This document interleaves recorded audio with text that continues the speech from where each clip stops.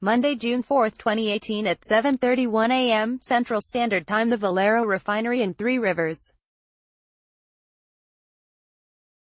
Gen in June 2017, Tesoro Corp., a major oil refiner based in San Antonio, bought El Paso-based Western Refining for $5.8 billion and rebranded itself as Andeavor, becoming one of the largest petroleum refiners in the country.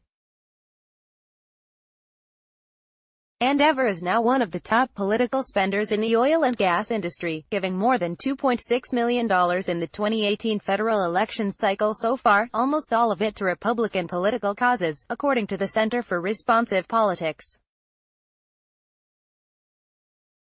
Unless you've been living under a shale formation, you know that Donald Trump's presidency has unleashed a powerful surge of grassroots activism on the left, and the GOP is wary of a blue wave that could wrest away its control of the U.S. House, and maybe even put the Senate in play. A sign at the 2018 Women's March, thus Bova in anticipation, the Republican Party is building well-funded levees to protect dozens of vulnerable incumbents in Texas and beyond. The PACs responsible for defending GOP majorities in the U.S. House and Senate are already gushing with money from Lone Star energy giants. For instance, the Congressional Leadership Fund, a super PAC run by GOP House leadership, has taken in more than $6 million from Texas donors, much of it from the oil and gas industry. The National Republican Congressional Committee has been fattened with more than $9 million from Texans. It's no surprise that fossil fuel titans are spending big on 2018. Trump and congressional Republicans have provided bountiful returns to the industry through steep tax cuts and aggressive deregulation. This spring, the EPA exempted Andeavor from complying with federal biofuel regulations, saving the company $50 million a year. And the GOP's tax cuts provided the company with a more than $900 million boost, increasing its fourth-quarter profits 11-fold, according to the San Antonio Business Journal. Earlier this year, an Andeavor subsidiary delivered $1 million to Senate Majority Leader Mitch McConnell's super PAC. In spring 2017, Paul L. Foster, the former chairman of Western Refining, who sits on Andeavor's board of directors, pumped $1 million into the Congressional Leadership Fund. Andeavor operates in a highly regulated and often politicized environment, the company said in an April statement to The Observer.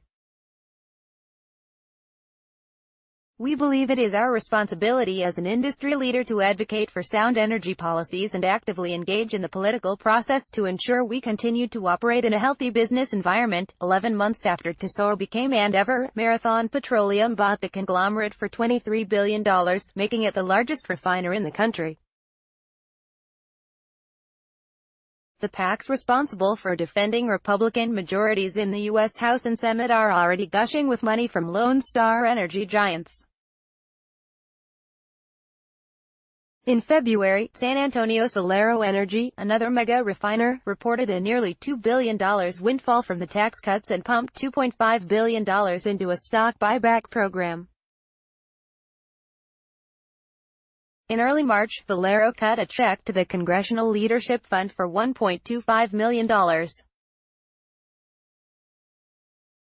The Dallas pipeline company Energy Transfer Partners saw its 2017 profits more than quadruple from tax cuts and Trump's greenlighting of the company's controversial Dakota Access Pipeline. CEO Kelsey Warren has given GOP groups and candidates about $500,000 so far in the 2018 cycle. Republican operatives plan to use this cash to seed competitive districts with attack ads. In April, the Congressional Leadership Fund promised to spend nearly $2.5 million to protect John Culberson's Houston area House seat and $2.1 million to help Will Hurd keep his West Texas seat. The question now is whether the GOP can refine its crude oil money into political black gold. Published Monday, June 4, 2018 at 7:31 a.m. Central Standard Time. Get the latest Texas Observer news, analysis and investigations via Facebook, Twitter and our weekly newsletter.